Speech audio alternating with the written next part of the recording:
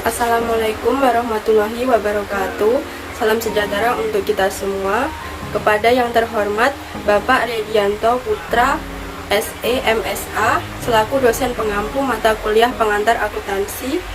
Sebelumnya perkenalkan, nama saya Selvia Dian Palupi dengan NIM 220806941127 dari kelas akuntansi 2022C. Di sini saya akan menjelaskan akuntansi pada perusahaan manufaktur. Jadi langsung saja, apa sih perusahaan manufaktur itu? Perusahaan manufaktur atau dalam bahasa Inggris manufacturing firm adalah perusahaan yang kegiatannya mengolah bahan baku menjadi barang jadi, kemudian menjual barang jadi tersebut. Jadi berbeda dengan perusahaan jasa dan juga dagang, perusahaan manufaktur itu menjual produk berupa barang jadi yang sebelumnya itu diolah sendiri. Dari yang sebelumnya masih bahan baku alias mentah, kemudian diolah dan diproses sampai akhirnya menjadi barang jadi. Nah, kemudian apa sih contoh perusahaan manufaktur itu? Contoh dari perusahaan manufaktur, misalnya PT Gudang Garam Tbk. Nah, pasti kalian sudah tidak asing dengan perusahaan yang satu ini, yaitu perusahaan besar yang memproduksi rokok. Jadi, perusahaan Gudang Garam ini termasuk perusahaan manufaktur karena dia mengolah bahan mentah menjadi barang jadi, yaitu bahan bakunya rokok, yaitu tembakau. Itu oleh PT Gudang Garam itu diolah sampai akhirnya menjadi barang jadi berupa rokok. Lalu PT Gudang Garam itu menjual produknya, yaitu rokok, gitu. Nah, selanjutnya kegiatan khusus dalam perusahaan manufaktur, yaitu pengolahan bahan baku menjadi barang jadi atau disebut proses produksi, gitu. Nah, jadi kegiatan itulah yang membedakan perusahaan manufaktur dengan perusahaan lainnya, baik jasa maupun dagang. Selanjutnya, ciri-ciri perusahaan manufaktur. Yang pertama, aktivitas operasional usahanya adalah memproduksi bahan baku menjadi barang jadi. Ya, seperti yang sudah saya jelaskan tadi. Kemudian yang kedua, pendapatan usahanya berasal dari menjual produk barang. Ya, ini hampir mirip dengan perusahaan dagang, begitu. Yang ketiga, selanjutnya, memiliki persediaan produk secara fisik. Jadi maksudnya perusahaan manufaktur itu memiliki persediaan, yaitu barang yang sudah jadi itu di dalam gudang gitu ya. Jadi mereka memiliki persediaannya. Kemudian yang keempat, biaya produksinya terdiri dari biaya bahan baku, tenaga kerja, dan overhead. Jadi dalam perusahaan manufaktur itu biaya produksinya itu ada bahan baku, yaitu bahan mentah yang digunakan untuk membuat barang jadi, barang jadi. Kemudian ada tenaga kerjanya, yaitu orang-orang yang bekerja dalam perusahaan manufaktur. Kemudian juga biaya overhead, yaitu biaya yang tidak tergolong dalam bahan baku maupun tenaga kerja. Selanjutnya yang kelima, melakukan perhitungan harga pokok produksi pada laporan keuangan laba rugi. Ini juga yang membedakan dari perusahaan dagang ya, karena perusahaan manufaktur itu menambahkan harga pokok produksinya dalam laporan keuangan laba rugi. Kemudian yang keenam, terdapat perhitungan harga pokok penjualan pada laporan keuangan laba rugi. Ini juga mirip dengan perusahaan dagang. Selanjutnya, kegiatan produksi perusahaan manufaktur. Ini jadi perusahaan manufaktur itu melakukan pembelian bahan baku yang kemudian bahan baku tersebut akan dipakai sehingga masuk dalam proses produksi, lalu kemudian dilakukan penyelesaian jadi barang jadi, kemudian juga pemakaian buruh langsung, tenaga kerja langsung, kemudian dibebankanlah menjadi proses produksi dan kemudian dilakukan penyelesaian menjadi barang jadi. Selanjutnya ada pemakaian biaya produksi, lalu akhirnya dilakukan pembebanan menjadi proses produksi, lalu dilakukan penyelesaian menjadi barang jadi. Selanjutnya, masalah khusus dalam perusahaan manufaktur. Yang pertama ada persediaan atau inventory. Jadi pada perusahaan manufaktur itu memiliki 3 jenis persediaan. Yang pertama, persediaan bahan baku atau raw materials inventory. Jadi seperti namanya, persediaan bahan baku itu adalah persediaan barang-barang baku yang nantinya akan digunakan dalam proses produksi. Contohnya ya kalau misalkan dalam PT Gudang Garam tadi yaitu tembakau bahan bakunya. Kemudian yang selanjutnya persediaan barang dalam proses atau work in process inventory. Kalau persediaan barang dalam proses itu yaitu persediaan yang sudah diolah, sudah mulai diolah tetapi belum sepenuhnya jadi masih belum bisa dijual. Itu namanya persediaan barang dalam proses. Biasanya dalam misalnya dalam akhir periode akuntansi itu ada bahan baku yang sudah sempat diolah tetapi belum jadi sepenuhnya, lalu akan dilanjutkan dalam periode akuntansi selanjutnya itu, maka dalam penyesuaiannya akan dimasukkan dalam persediaan barang dalam proses. Selanjutnya yang ketiga, persediaan barang jadi.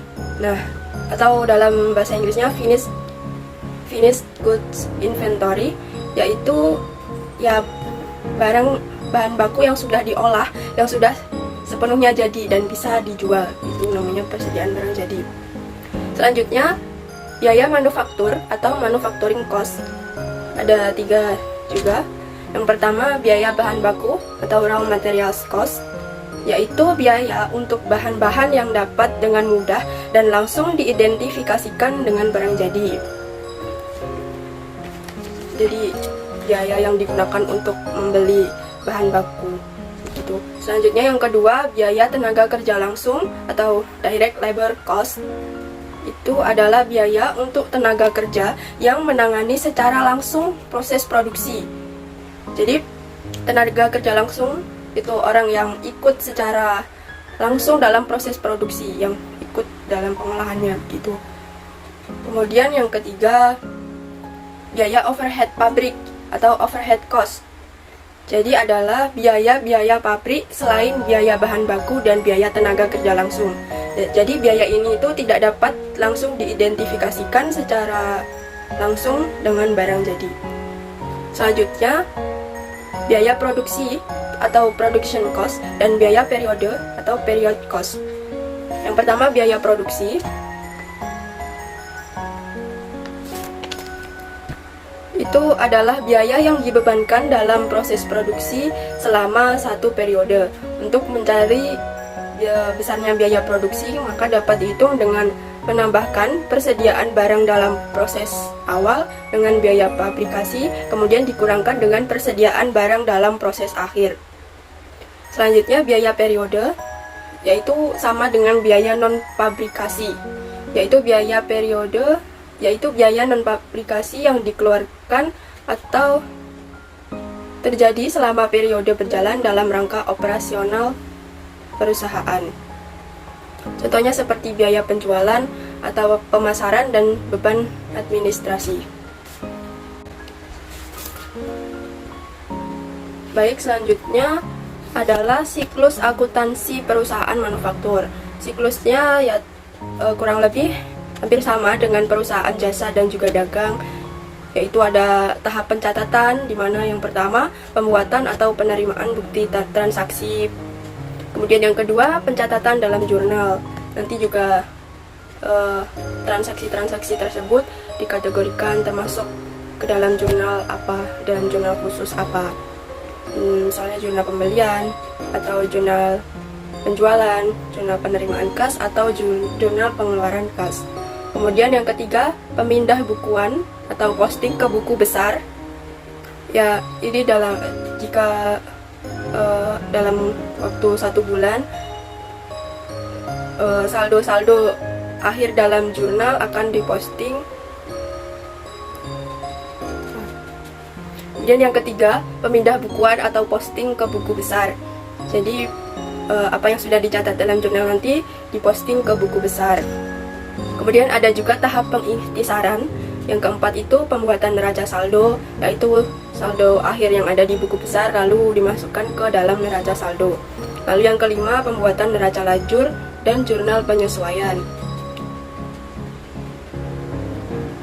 Pada tahap ini dibuatlah neraca lajur yang nantinya akan ada neraca saldo, kemudian jurnal penyesuaian, neraca saldo setelah disesuaikan, kemudian ada laba rugi dan juga neraca.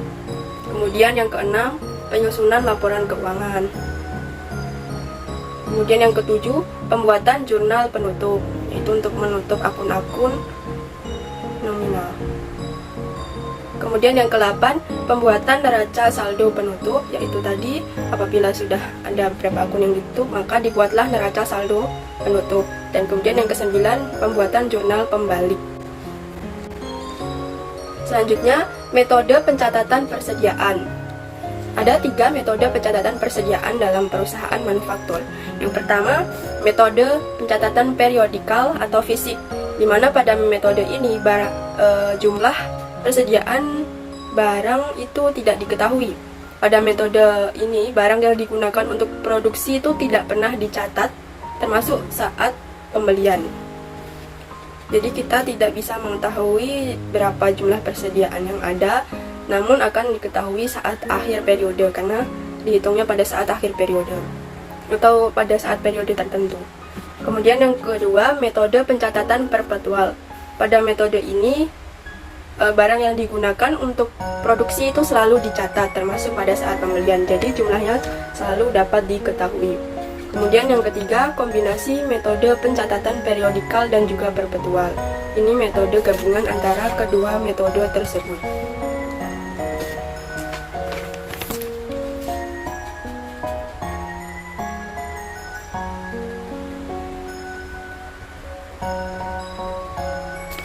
Selanjutnya, akun-akun khusus pada perusahaan manufaktur.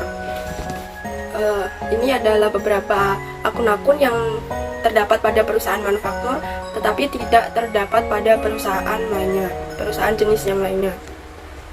Yang pertama, pembelian bahan baku, yaitu digunakan untuk mencatat transaksi pembelian bahan baku. Kemudian persediaan bahan baku, yaitu digunakan untuk mencatat bahan baku yang sampai akhir periode tidak diproduksi. Kemudian yang ketiga, persediaan barang dalam proses, yaitu untuk mencatat persediaan barang-barang yang masih dalam proses atau masih belum sepenuhnya jadi. Kemudian yang keempat, persediaan barang jadi, yaitu untuk mencatat barang-barang yang sudah jadi, yang sudah selesai diproduksi dan siap untuk dijual. Kemudian yang terakhir, ikhtisar harga pokok produksi.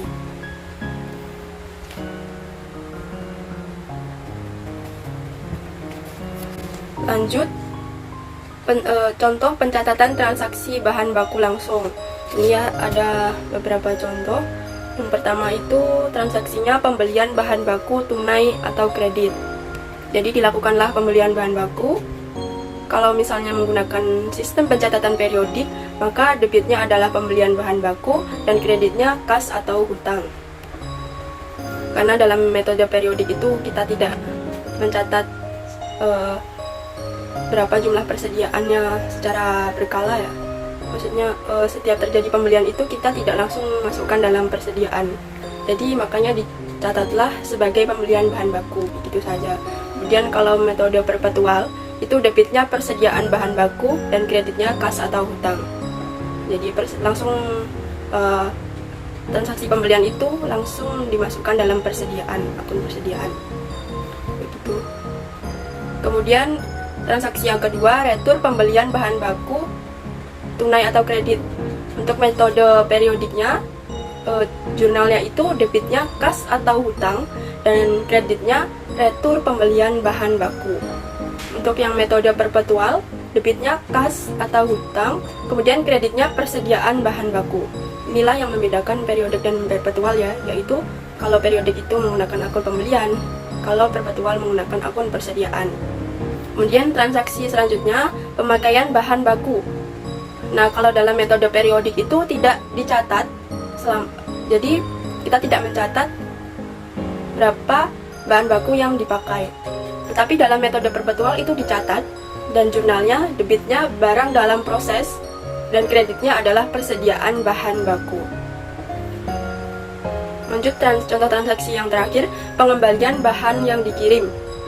Kalau dalam metode periodik itu tidak dicatat Tetapi dalam metode perpetual itu dicatat sebagai debitnya persediaan bahan baku dan kreditnya barang dalam proses. Lanjut, contoh selanjutnya itu contoh pencatatan transaksi bahan baku penolong. Yang pertama, contoh transaksi yang pertama, pembelian bahan baku penolong tunai atau kredit. Dalam metode periodik itu jurnalnya pada bagian debit itu pembelian bahan penolong, kemudian pada kreditnya kas atau hutang. Kalau dalam metode perpetual, debitnya persediaan bahan penolong dan kreditnya kas atau hutang. Lanjut, contoh transaksi yang kedua, retur pembelian bahan penolong, tunai atau kredit. Dalam metode periodik, debitnya kas atau hutang dan kreditnya retur pembelian bahan penolong. Kemudian pada metode perpetual, debitnya kas atau hutang dan kreditnya persediaan bahan penolong. Kemudian untuk transaksi pemakaian bahan penolong dalam metode periodik tidak dicatat jurnalnya, tetapi dalam metode perpetual dicatat, yaitu debit biaya overhead pabrik dan kreditnya persediaan bahan penolong. Kemudian contoh transaksi yang terakhir untuk bahan baku penolong yaitu pengembalian bahan yang dikirim. Dalam metode periodik itu tidak dicatat jurnalnya, tetapi dalam metode perpetual dicatat sebagai debit persediaan bahan penolong dan kredit biaya overhead pabrik. Selanjutnya, pencatatan transaksi barang dalam proses. Contoh transaksinya, pencatatan persediaan barang dalam proses. Dalam metode periodik tidak dicatat, tetapi dalam metode perpetual dicatat sebagai berikut: debitnya persediaan barang dalam proses dan kreditnya barang dalam proses. Kemudian pencatatan transaksi barang jadi. Transaksinya pencatatan barang jadi dalam metode periodik tidak dicatat, tetapi dalam metode perpetual dicatat dengan debit persediaan barang jadi dan kredit barang dalam proses. Kemudian contoh transaksi kedua dalam barang jadi, pencatatan penjualan produk jadi. Apabila dilakukan penjualan, maka dalam metode periodik debitnya kas atau piutang dan kreditnya penjualan. Kemudian dalam metode perpetual debitnya kas atau piutang, kredit penjualan. Kemudian ada juga debit harga pokok penjualan dan kredit persediaan barang dagang. Selanjutnya, pencatatan transaksi tenaga kerja langsung. Pencatatan gaji dan upah yang akan dibayarkan dalam metode periodik, beban gaji dan upah dan kreditnya kas atau hutang gaji dan upah. Dalam metode perpetual, debit beban gaji dan upah, kredit kas atau hutang gaji dan upah. Contoh transaksi selanjutnya, pendistribusian gaji dan upah. Dalam metode periodik, debitnya upah langsung, kemudian beban upah tak langsung, dan juga beban penjualan serta beban administrasi dan umum. Kemudian kreditnya beban gaji dan upah. Dalam metode perpetual, debit barang dalam proses, biaya overhead pabrik, beban penjualan, beban administrasi dan umum, kemudian kreditnya beban gaji dan upah.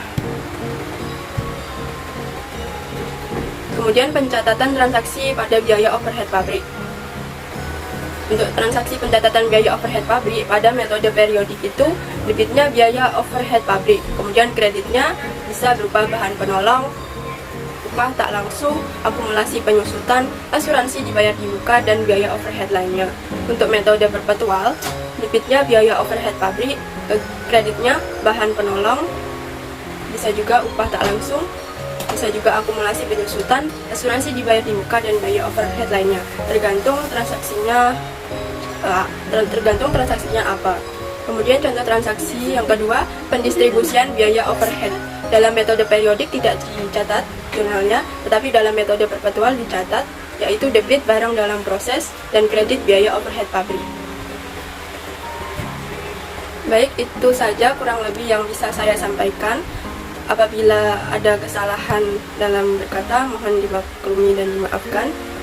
Sekian dari saya. Wassalamualaikum warahmatullahi wabarakatuh. Terima kasih sudah menonton.